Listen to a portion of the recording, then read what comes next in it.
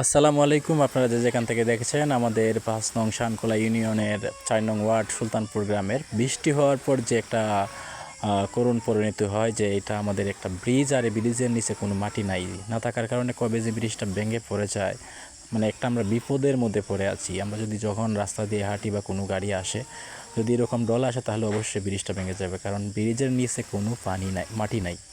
পানি আর পানি একদম, মানে কি বলবো, মানে ওই যে শুকনা যখন হয় তখন আমি একটা ভিডিও তৈরি করছিলাম, এখন আবার নতুন করে করছি। দুইটা ওই পাশে কিন্তু মাটি নেই, ওই পাশে মাটি নেই, মাঝখানটা একদম শূন্যর উপরে দাঁড়িয়ে আছে, কবে যে ভেঙে যায়।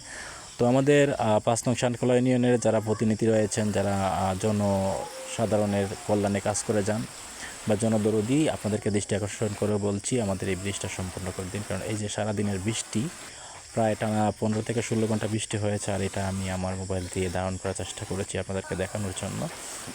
তো এই বৃষ্টির পানি কোথা দিয়ে কোথায় যায় আপনাদেরকে অবশ্যই দেখাবো। তো আমি আরও এক ধৈর্য ধরে সাহায্য করে একদম দেখুন, আপনারা দেখার পর বুঝতে পারবেন। কিছুক্ষণের মধ্যে আমি চলে যাব আমাদের এলাকার যে জমিন রয়েছে বাড়ির দক্ষিণ পাশে, সুলতানপুরের দক্ষিণ পাশে।